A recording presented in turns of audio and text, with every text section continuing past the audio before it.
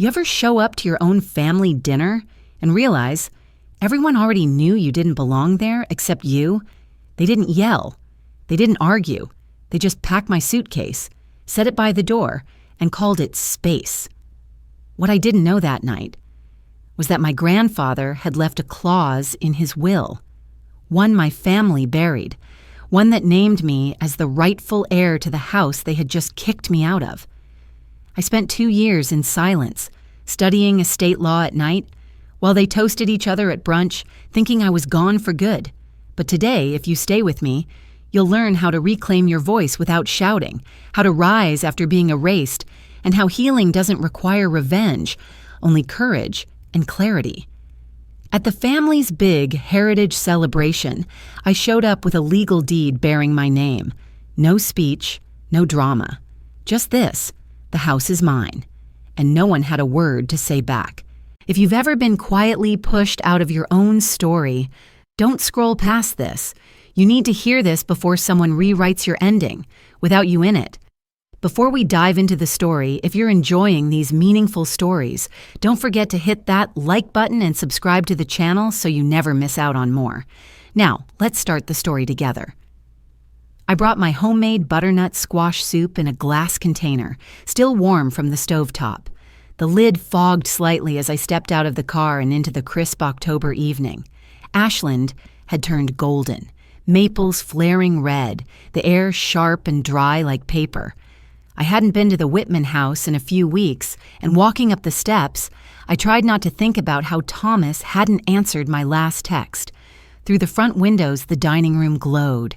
Candles flickered above place settings laid with polished silverware and cloth napkins folded like chapel roofs. It looked like a magazine spread. I stepped inside. "Claire!" Lillian greeted me with a smile stretched too tightly, as if her cheeks had been ironed. She took the soup, nodded with polite efficiency, and turned away before I could say I'd made it with cinnamon and a hint of ginger, just like Grandpa used to. I noticed right away that my seat wasn't where it usually was. I used to sit next to Emma, across from Thomas. Tonight, my name card was further down, next to Uncle Jack's wife, who barely remembered my name. I smiled anyway. Maybe it was an oversight. Maybe it wasn't. Dinner moved on. Roasted carrots, pot pies steaming with thyme and chicken, glasses clinking over apple cider and whatever wine Lillian had picked. The conversation skirted over theater reviews and real estate tips, the way it always did when no one wanted to say what was really going on. I said little. Thomas hadn't looked at me since I came in. Emma gave me a small wave when no one was watching. Daniel, my brother-in-law, glanced at me once and then kept his eyes down. When dessert came, apple tarts and cream, it happened. Thomas stood. "Claire," he said in a voice too steady, "you've compromised the family's trust." No one gasped. No one asked what he meant. It was as if they'd rehearsed. I blinked. "Excuse me?" Lillian placed her napkin beside her plate. "It's better for everyone if you take some time away. Some distance could help you reflect." I waited for someone to object. Emma looked confused. Daniel avoided my eyes. Aunt Miriam glanced at her watch. "Did I do something?" I asked, my voice barely above a whisper. No one answered directly. Instead, Lillian gestured toward the hallway. A suitcase, my suitcase, was already there, zipped, upright, waiting. I'd left it in my apartment weeks ago. Someone had packed it. It wasn't spontaneous. It was coordinated. Emma stood and walked over. She tugged at the sleeve of my cardigan. "Did you mean to hurt anybody?" she asked, not accusing, just sad. My throat tightened. "No," I said. "No, I didn't." But that didn't matter, apparently. I walked to the door, suitcase in hand. The latch clicked behind me. That was the only sound. No footsteps followed. No voices called after me. Just the sound of the door locking shut. I stood there on the porch under the porch light that had already started to flicker, wondering when this house had stopped being home. That night, I stayed in a motel near the edge of town, just past the hardware store Grandpa used to take me to for birdseed. I didn't unpack. I didn't sleep. The next morning, my phone buzzed. A message from Emma. "Stay away. It's bigger than you think." I stared at it until the screen dimmed. Then I stared some more. They didn't just push me out of their house. They erased me from every corner I used to belong to. It had been nearly a month since that dinner. The autumn colors had turned brittle, and the wind now carried a kind of finality. I started most mornings sitting by the window of my tiny studio apartment, sipping reheated coffee, watching other people walk by with their groceries and dogs and purpose. I used to think silence was peaceful. Now it felt like slow forgetting. One afternoon, I walked to the cafe near Hawthorne Street, my old spot. The same round wooden tables, the bell on the door still jingled like it used to. But the girl behind the counter was new. Or maybe not. She looked at me like I was any other stranger. No smile of recognition. No, haven't seen you in a while. I ordered a chai, sat near the corner, and listened. Two regulars, Rita and Mark, chatted a table over. We'd shared conversations once about theater and bad dates. Today, their eyes slid right past me. I texted Lillian. Just one line. "Can we talk?" It didn't deliver. A few days later, I went to my mom's. The house looked the same. Chipped mailbox, geraniums in blue pots. But something in me knew better than to expect anything familiar. She opened the door in a sweater I once gave her. Didn't smile. "I just wanted to talk," I said, already knowing the answer. She didn't invite me in. I caught a glimpse over her shoulder. The hallway was dim, and the family photos still lined the walls, except one was missing. Where there had once been a snapshot of me in college, arms around Emma, grinning through summer sun, was now a smaller frame, rearranged. The space I'd filled now held only dust and new edges. "I don't understand," I whispered. My mother sighed and leaned against the doorframe. "You were always different, Claire." I wanted to ask what she meant, but I didn't. The way she said it, soft but certain, made it clear this wasn't new. Maybe it had just taken me longer to see it. Back in my apartment, I curled into the couch with a blanket and my old phone, an older model I hadn't used since spring. I scrolled through the texts, some from Emma, some from Thomas, all unanswered threads. Then, nestled between reminders and photos, I found a message from Daniel, dated weeks before the dinner. Not everyone's on their side. It was short, vague, but it cracked something open. Maybe I wasn't the only one they'd tried to silence. I didn't go looking for revenge, but when someone leaves a shovel at your door, it's hard not to wonder who they meant you to unearth. It was a Tuesday morning. Rain ticked softly against the window panes, and I was midway through folding laundry when I spotted it. An envelope slipped under my door. No return address. Just a plain brown rectangle with my name in blocky pen.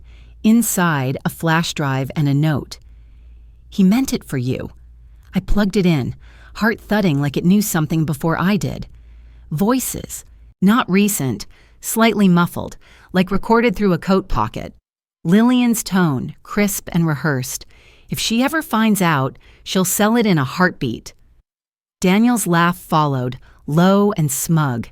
"She won't. She's not wired that way." A beat later, Thomas. We shouldn't touch it. That's not what Dad..." Then silence. The clip ended as abruptly as it began. I sat frozen. Something wasn't just hidden. It had been stolen. That same afternoon, I found myself walking into the Jackson County Records office, my boots squeaking against the linoleum. I had no appointment, no lawyer, just a nervous smile and a hunch. I requested Grandpa's estate file. The clerk, a tired man in a holiday sweater, handed me a folder that smelled faintly of dust and old gum wrappers. There it was, the will, not the one read aloud after his funeral. This one was dated months earlier. "To the Whitman heir best fit to uphold the family legacy." No name, just that. I read it again and again. Best fit. Not eldest, not Thomas, not anyone specific. Just the one who would carry it forward. I walked out into the winter air and stood for a moment under a gray sky that suddenly didn't feel so heavy. Grandpa had left a door open, maybe even meant for me to find it. That night, I brewed bitter coffee and reheated lo mein while reading articles on estate law, inheritance clauses, and Oregon precedent cases. At some point between 2 and 4 a.m., I bookmarked a site for night classes at Rogue Valley Legal Studies. The idea of law school once felt like an ivory tower. Now it was a ladder. Emma sent a message that same week, just one sentence. "Whatever you do next, do it quietly." I didn't respond. Instead, I filled out the registration form. When it asked for a name, I paused, then typed Claire Elston. Not to hide, but to build, quietly, legally, with the same steady hands Grandpa taught me to plant with. A new name, a new plan. While they clinked glasses at brunch and posted smiling updates online, I was sitting beneath flickering fluorescent lights, underlining clauses in county codebooks with a highlighter that had started to dry out. I enrolled at the local community college under the name C.W. Miller. No one questioned it. Maybe because I didn't speak much, or maybe because I blended into the background like most people who carry something too heavy to explain. My days were spent at a used bookstore, a creaky little place that smelled of old pages and burnt coffee. Evenings were for classrooms that echoed with the sounds of whiteboard markers and fingers tapping on cheap laptops. After that came the library, where Ruth, the reference librarian, always left a reading lamp on for me in the back corner, like she knew I wasn't done yet. One day, during a probate law seminar, Mark Avery approached me. He was one of those instructors who didn't bother with long lectures. He taught with questions and expected you to build your own answers. "You're not here for the certificate, are you?" he asked, sliding a packet of case law across the table. "I'm here for what they thought I'd never understand," I said, without looking up. Weeks later, it was Mark who pointed out a quiet but crucial fact. Tax records on the Whitman house showed 3 years of unpaid property taxes. No liens filed yet, no foreclosure posted, but the clock was ticking. I spent the winter evenings digging into municipal codes, researching quiet title actions, and learning what pre-foreclosure acquisition under tax encumbrance actually meant in Oregon. The language was dry, but the implications were electric. Turns out, with the right documentation, a house could be claimed, not seized in silence. No need for lawyers in courtrooms, just filings, fees, and a deep understanding of when to act before the world notices. I sold nearly everything I had. Old books, inherited jewelry, even a quilt my grandmother had stitched back when she still remembered my name. I took on freelance editing jobs, translation gigs, anything I could do quietly from my apartment. No restaurants, no movies, no distractions. Every dollar went into what I now called the fund. In spring 2022, I walked into the county recorder's office with a folder pressed tight to my chest. My hands didn't shake when I handed over the paperwork. I'd earned the right to be steady. A month later, a letter came in the mail. Short. Official. Your preemptive claim on parcel 116-483A has been recorded in full compliance. The house, my house now, was mine again, not through inheritance, not by name, but by law. I stood in my apartment that night, surrounded by empty takeout boxes and color-coded binders, and let myself smile for the first time in what felt like years. It was small, but it was real. The next morning, just as I sat down with my coffee, another envelope slipped through the slot. This one was ivory, thick and embossed in gold. Stone Family Heritage Celebration, August 2023, it read. I stared at it for a long time, then placed it on my bookshelf. They had no idea. They thought they were handing over legacy. Turns out, they were hosting my victory party. I parked 2 blocks away, just far enough so no one would see me arrive. I walked slowly, heels clicking against the pavement, the late summer sun warming the back of my neck. The Whitman house stood in the distance, its new white trim shining like it had something to prove. Balloons bobbed on the mailbox post. Inside, the celebration buzzed. Laughter, clinking cups, the hum of speakers playing old jazz standards. I paused at the walkway, adjusted the sleeve of my navy blue dress, and stepped forward. Daniel was already mid-speech when I reached the lawn. A Costco sheet cake sat on a folding table next to pulled pork sliders and bowls of potato salad. Guests gathered beneath a white canopy, raising their plastic cups as Daniel raised his voice. And with Thomas's guidance, we'll keep the Whitman legacy right where it belongs. In this house. In this family. I stepped onto the patio. Conversations faltered. Heads turned. The music didn't stop, but people did. I saw Lillian's smile freeze in place. Thomas shifted, barely lifting his glass. Only Emma met my eyes, hers unreadable. Mark Avery stood beside me, calm as ever, holding a leather folder. I gave him a small nod. He stepped forward. "Excuse me," he said, his voice gentle but firm. "Before we go any further, I have some documents to share." He opened the folder and pulled out the deed. County seal, date, signature, everything that made paper louder than any voice in that yard.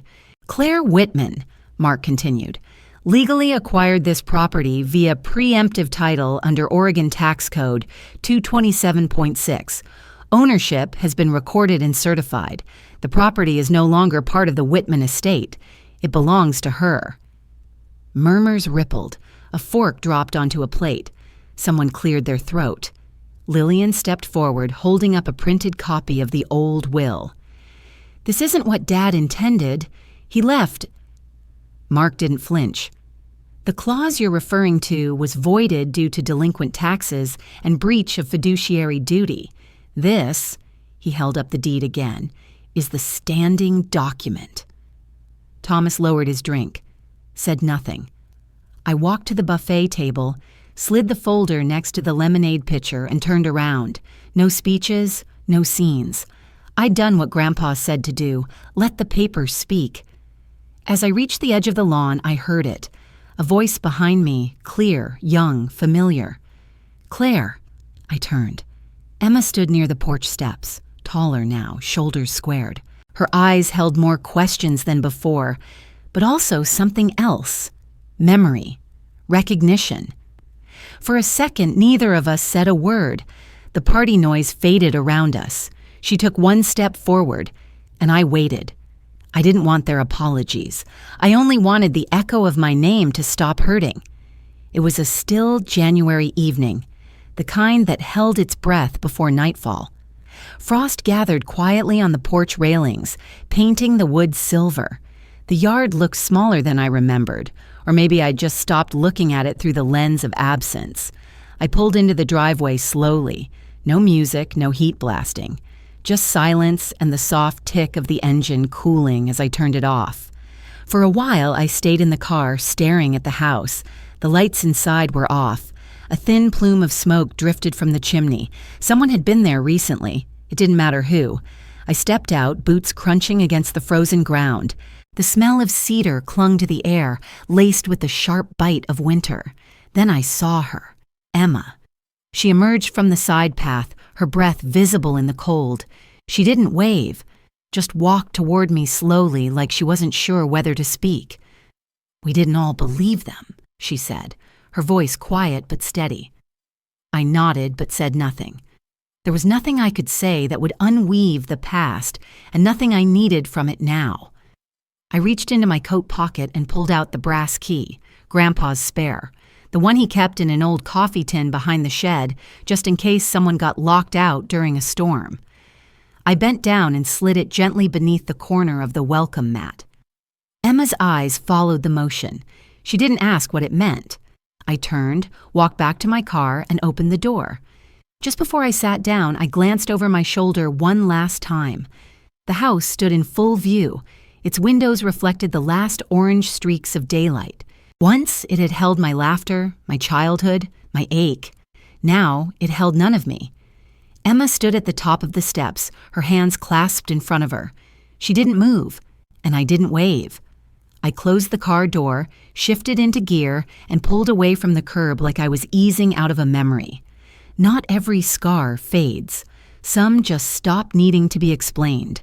Sometimes, walking away isn't a sign of defeat, but a choice to stop carrying what no longer belongs to you. What I learned wasn't just about legal rights or family names. It was about finding the strength to heal without revenge, to speak without raising my voice, and to leave the door unlocked even when you know you won't return. In this life, closure doesn't always come with answers, but peace arrives when you stop needing them. If this story touched something quiet in you, feel free to share your thoughts. You never know who might need to hear them.